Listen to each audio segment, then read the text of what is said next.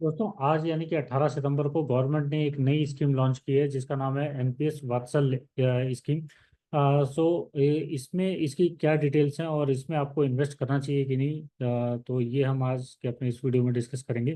तो देखिए, NPS Vatsalya scheme same as NPS की तरह है। जैसे आपने एनपीएस अकाउंट ओपन किया होगा वैसे ही एनपीएस वात्सल स्कीम है। इसका मेन रीजन क्या है कि ये माइनर्स के लिए एप्लीकेबल है, जो कि 18 साल से कम के आपके बच्चे हैं, लड़के या लड़कियां दोनों के लिए एप्लीकेबल है। 18 साल से कम जो कि माइनस हैं उनके लिए ये बेसिकली स्कीम है।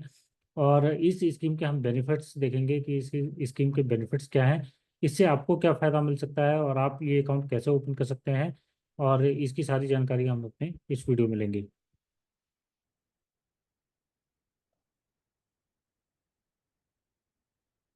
तो देखिए दोस्तों, हम सारे क्वेश्चन का हम जवाब जानते हैं कि पहले एनपीएस वात्सल स्कीम है क्या। तो ये एक गवर्नमेंट की स्कीम है, पेंशन की स्कीम है। जैसे पेंशन, आप अगर जॉब करते हैं तो आप अपना एक पेंशन अकाउंट ओपन करते हैं। सिमिलरली आप एक माइनर के नाम पे आपको पेंशन का अकाउंट, एनपीएस का अकाउंट आप पहले ओपन नहीं कर सकते थे, लेकिन अब आप माइनर के नाम पे भी पेंशन का, एनपीएस पेंशन का अकाउंट ओपन कर सकते हैं।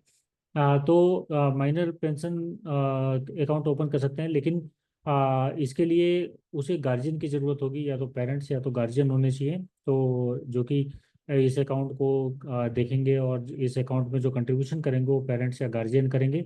और ये अकाउंट होगा माइनर के नाम पे। सारी कंट्रीब्यूशंस पेरेंट्स या गार्जियन करेंगे, लेकिन अकाउंट माइनर का होगा। तो माइनर इसका बेनिफिट कब ले सकता है? माइनर इसका बेनिफिट 18 साल के पूरा होने पे ही ले सकता है, जब वो इस माइनर अकाउंट को रेगुलर एनपीएस अकाउंट में कन्वर्ट कराएगा तो वो इसकी डायरेक्टली सारे बेनिफिट्स ले सकता है। लेकिन जब तक ये माइनर अकाउंट रहेगा 18 साल तक, तब तक सारे बेनिफिट्स पेरेंट्स या गार्जियन को ही मिलेंगे। और ये अकाउंट होगा माइनर के नाम पे ओपन। तो अब इसे कैसे ओपन कर सकते हैं? तो इसे देखिए, ओपन करने के लिए आप पहले तो जो भी माइनर है वो 18 साल से कम के इसका होना चाहिए। और ये इसके लिए पेरेंट्स या गार्जियन कोई भी ओपन कर सकते हैं। उन्हें अपने डॉक्यूमेंट्स इसे दिखाने होंगे, और माइनर का डेट ऑफ बर्थ का सर्टिफिकेट चाहिए होगा। तो माइनर का date of birth certificate, Aadhaar certificate, और गार्जियन का भी आधार सर्टिफिकेट, और एड्रेस डिटेल्स, पैन जो नंबर लगेगा वो गार्जियन या पेरेंट्स का लगेगा। और ये अकाउंट आप ओपन करा सकते हैं किसी भी मेजर बैंक या पोस्ट ऑफिस में ओपन करा सकते हैं, जैसे कि आप एनपीएस अकाउंट ओपन कर सकते थे। और ओपन कराने के लिए आप ऑनलाइन भी इसे ओपन करा सकते हैं। तो procedure to open the account, open and documentation. तो इसके लिए आपको क्या चाहिए कि ये अकाउंट ऑनलाइन ऑफलाइन दोनों मोड में ओपन किया जा सकता है। तो ऑफलाइन आप बैंक में डायरेक्टली जाके आप फॉर्म को फिल कर सकते हैं। ये इसकी मार्च से लॉन्च हुई है 18 सितंबर से, तो मतलब 18 सितंबर से अब से आप जाके डायरेक्टली अकाउंट को ओपन करा सकते हैं। और इसमें डॉक्यूमेंटेशन, जैसे मैंने बोला कि वो डॉक्यूमेंटेशन आपके लगेंगे, केवाईसी के डॉक्यूमेंटेशन गार्जियन के और माइनर के भी, दोनों के केवाईसी डॉक्यूमेंटेशन लगेंगे। पैन नंबर गार्जियन का चलेगा। अगर आपके पास माइनर का पैन नंबर है तो आप वो भी दे सकते हैं। और benefit of opening the account, देखिए बेनिफिट्स आपको लॉन्ग टर्म बेनिफिट्स मिलेंगे। जैसे कि नॉर्मल एनपीएस अकाउंट में वो रिटायरमेंट के लिए कॉर्पस इकट्ठा करना उसका ऑब्जेक्टिव होता है, तो इसका भी ऑब्जेक्टिव रिटायरमेंट के लिए कॉर्पस इकट्ठा करना ही है। बस वो माइनर के लिए है। अभी माइनर अभी जब छोटा होता है, जब वो 18 साल का होता है तभी पहले शुरू कर सकते थे, लेकिन अभी वो 8 साल, 9 साल, 1 साल, 2 साल, मतलब कोई भी 18 साल से कितने भी कम एज हो वो कोई भी ओपन कर सकता है। और इसके लिए आप एक जो भी रिटायरमेंट का बेनिफिट लेने के लिए आप जैसे इक्विटी में इन्वेस्ट करते थे, इसमें 75% इक्विटी की होल्डिंग होती है मैक्सिमम। और फिर 25% आपको जो है कॉर्पोरेट और डेट इंस्ट्रूमेंट्स में आप डाल सकते हैं। तो ये बेनिफिट आपको इस अकाउंट में मिल सकता है, और लॉन्गर पीरियड के लिए। तो इसमें जो टैक्सेशन बेनिफिट है उसे हम डिस्कस करेंगे बाद में। तो मिनिमम एंड मैक्सिमम कंट्रीब्यूशन, देखिए मिनिमम कंट्रीब्यूशन 500 रुपीज़ है, और मैक्सिमम कंट्रीब्यूशन की कोई लिमिट नहीं है। मैक्सिमम आप कितना भी पैसा डाल सकते हैं, लेकिन मिनिमम 500 आपको हर साल एनुअली डालने ही डालने हैं। तो 500 या 1000 रुपीज़ से आप ओपन कर सकते हैं अकाउंट। और आपको जो है ये हर ईयरली आपको वो कंट्रीब्यूशन करना जरूरी है, इम्पोर्टेंट है। अदरवाइज वो आपको पेनल्टी लग जाएगी। आ, तो अच्छा, अब देखिए कि आपको क्या ये अकाउंट ओपन करना चाहिए या नहीं, ये डिसीजन आपको ही लेना है।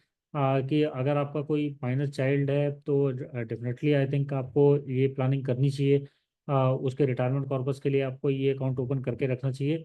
और इसमें धीरे धीरे आपको कंट्रीब्यूशन करते रहना चाहिए, ताकि आप धीरे धीरे कंट्रीब्यूशन करके आप एक कॉर्पस इकट्ठा कर पाएँ जिसमें वो लॉन्ग टर्म बेनिफिट आपके बच्चे को मिल पाए। तो और देखिए, ये एनपीएस वात्सल्य जो योजना है, इस ये same as NPS, regular NPS की तरह ही है।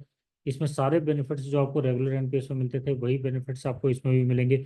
और जब ये स्कीम जो जब आपका माइनर जो है 18 साल का जब वो हो जाएगा, तो ये इस माइनर अकाउंट को रेगुलर एनपीएस अकाउंट में कन्वर्ट करा सकते हैं।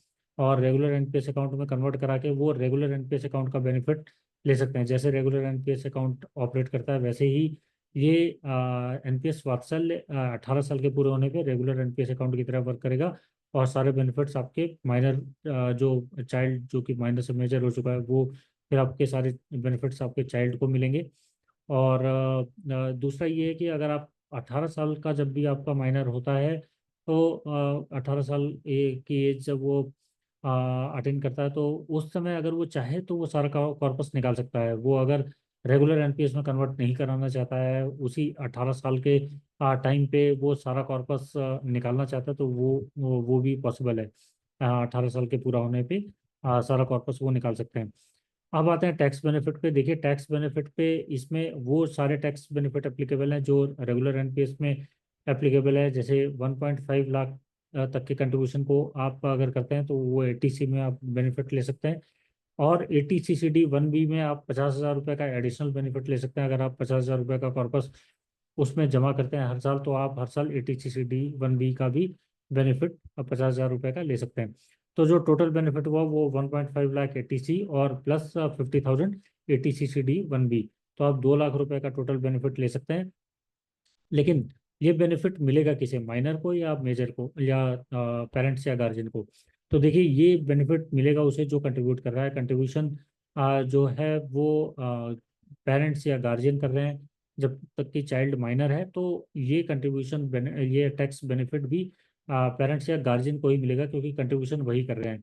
और अगर उनके पास अपना एक रेगुलर एनपीएस अकाउंट है जो कि पहले से ही वो ऑपरेट कर रहे हैं, जिसमें ऑलरेडी वो 2 लाख रुपए का बेनिफिट ले रहे हैं 1.5 लाख एटीसी में और 50,000 एटीसीसीडी 1बी में, तो ऐसा नहीं है कि वो 2 लाख रुपए अपने एनपीएस अकाउंट में सेपरेट बेनिफिट लेंगे और इस वाले एनपीएस वात्सल्य में वो सेपरेट बेनिफिट लेंगे। ऐसा बिल्कुल भी नहीं है।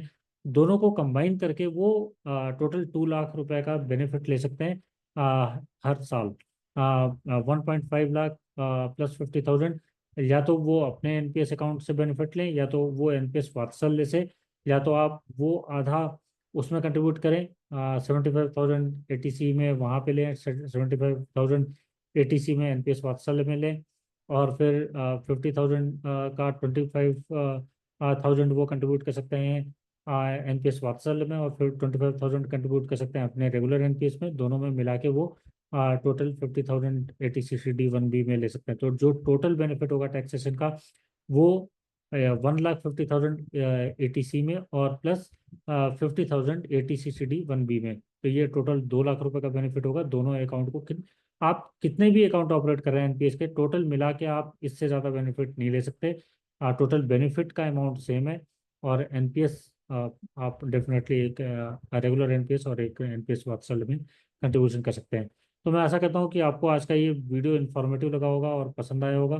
तो इस वीडियो में इतना ही, और आपके अगर कोई क्वेश्चंस हैं तो आप ज़रूर मुझे क्वेरी करिए और उसका आंसर आपको मैं दूंगा। इस वीडियो में इतना ही, और इंटरेस्टिंग वीडियोज आपके लिए आते रहेंगे। तब तक के लिए धन्यवाद।